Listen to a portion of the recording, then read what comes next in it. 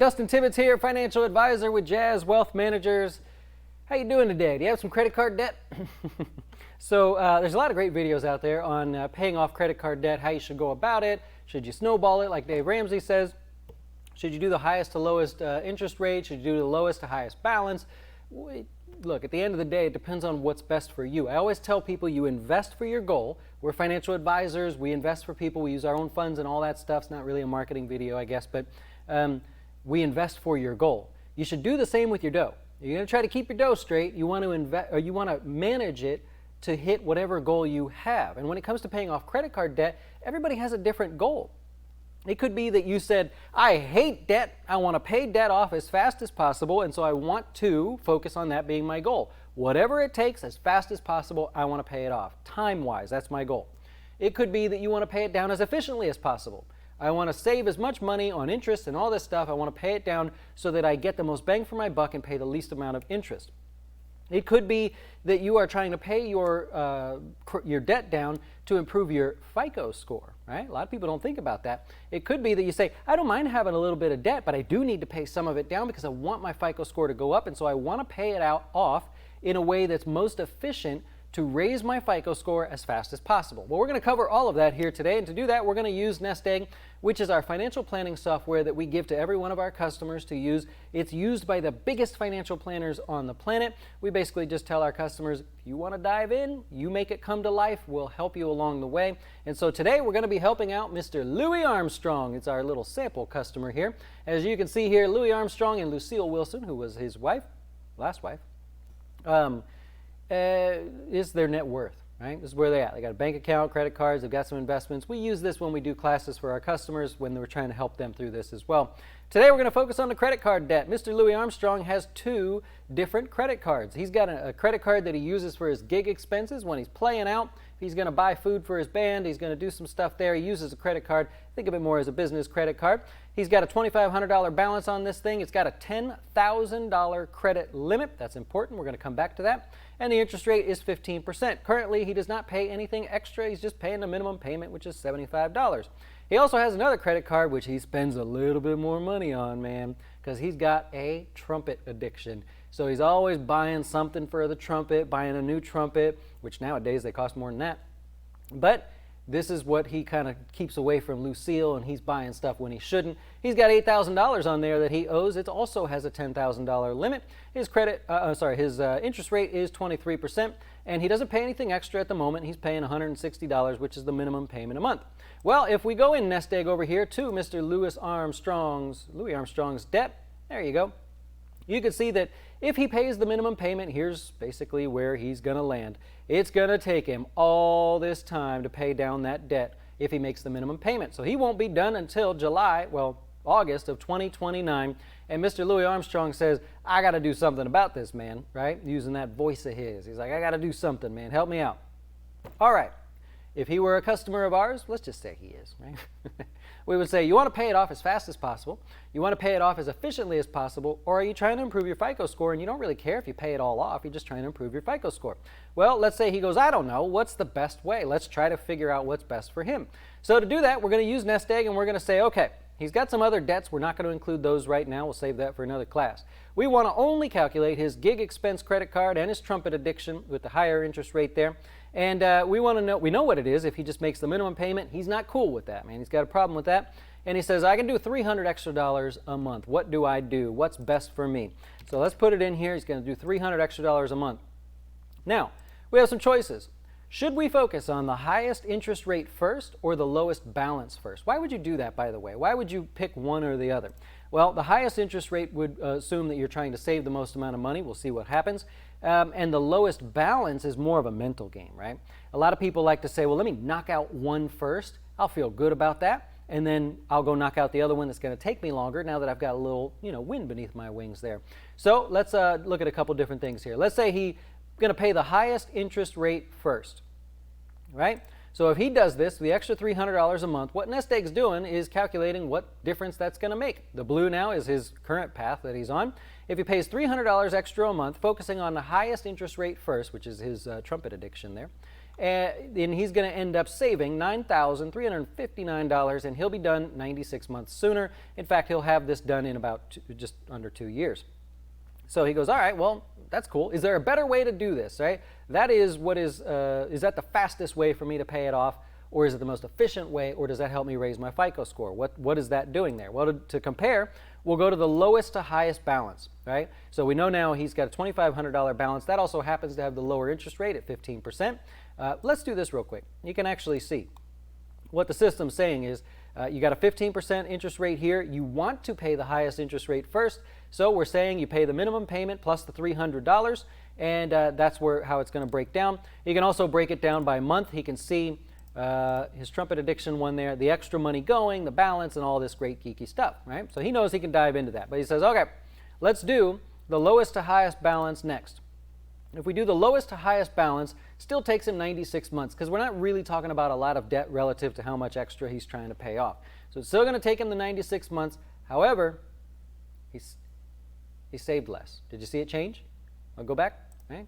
Highest to lowest interest rate, he's going to save $9,359. If he wants to go with the lowest balance first, $9,186, right? So what that tells you is, okay, not only is paying the higher interest rate first with the $300 extra and then snowballing that into the next thing the best thing to do, but that's the most efficient right now. So he goes, okay, I know that's going to pay my debt off as fast as possible because it didn't change anything there.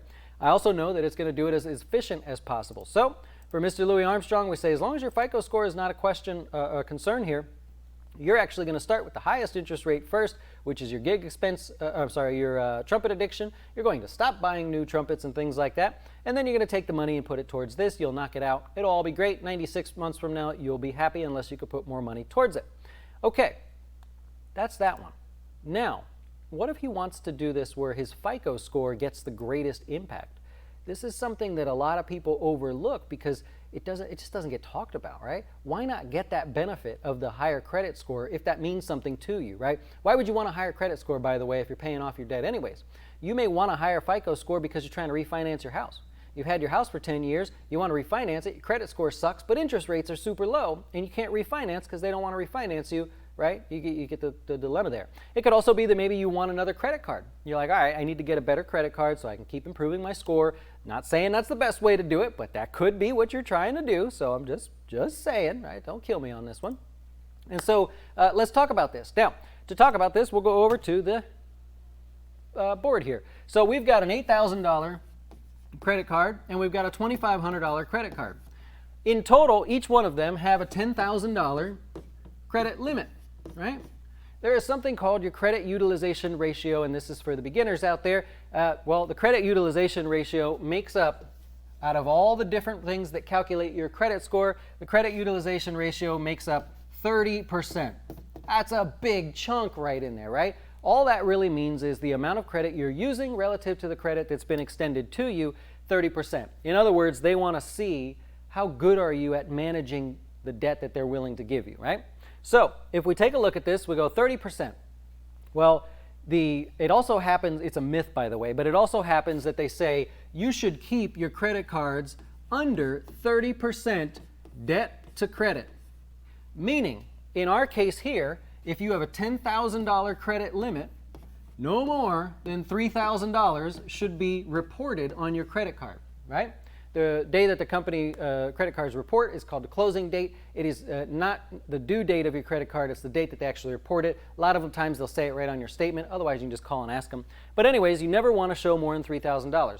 The 30% debt to credit, that's actually a myth. That's not a real, I don't know where it came from. It's a complete myth. It has never been reported on any FICO score type scoring models. They don't even address it really.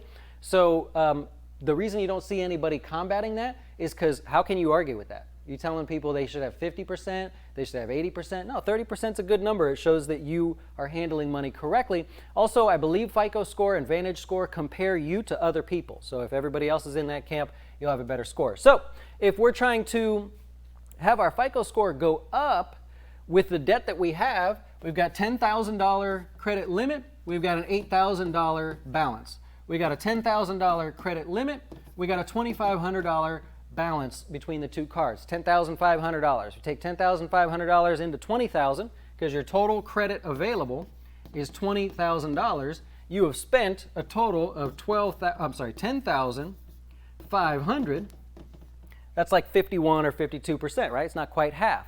So your credit utilization ratio on all of the debt that we were talking about at this point is about 52, let's call it 52%, right? Okay, that's not 30, right? So what they do is they look at your total credit utilization ratio, but they also look at your credit utilization ratio of each credit card that you have or revolving credit line that you have. So what do we have? We've got $10,000, we have $2,500 balance, 25% debt to credit right there. Not bad, right? So if we wanted to improve our credit score and that was a focus, then we want to focus on this credit card first. It's at 80% debt to credit, right? So if you were paying it off, which also, by the way, it happens to be his, this is the trumpet addiction card, sorry, has the higher interest rate as well. So in this case, I'll go back to this real quick. So by him saving money by paying the highest to lowest interest rate first, by him also doing that because he's got $8,000, putting that focus on there, it's going to bring down his reported credit utilization rate. So in this case, we're solving a bunch of birds, or hitting a bunch of birds with one stone or something like that. We're telling him how to pay off his debt so that he saves the most amount of money in the shortest amount of time with the greatest impact to his FICO score. If you wonder what financial advisors do or are willing to help their customers with, at least this financial advisor, you just witnessed it. So I hope you keep us in mind at Jazz Wealth. We don't only manage your investments, we don't only help you with financial advice, your 401ks and everything, but we work on keeping your dough straight too. That's very important to me. I can't wait till the weather changes and I can wear my sweater again that says, keep your dough straight. All right? I want to do anything possible to make sure you're making the best moves with your money. And sometimes it's tough, right? I make general videos, but they're general. When it comes to an individual customer, we get specific. So I hope you'll keep us in mind. Open your account or transfer your account with Jazz Wealth. All it takes is moving your IRA, Roth IRA, rolling over a 401k, and we're happy to help you. We also have no minimums, so if you're just getting started and you're like, that's pretty cool, I want to be a part of that, you could start an account, just get rolling. That's all we ask. So thank you for keeping us in mind. And if I helped you in some way, hit the subscribe button, maybe the thumbs up button. If I said something wrong, I'll take it. That's fine, I probably did. Thumbs down button will work as well. It's up to you.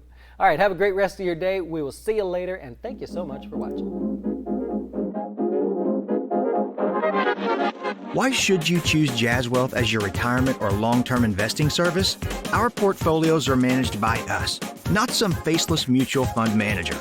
Our private classes will teach you everything about investing and getting your dough straight. Best of all, our fiduciary standard means your best interest comes before ours.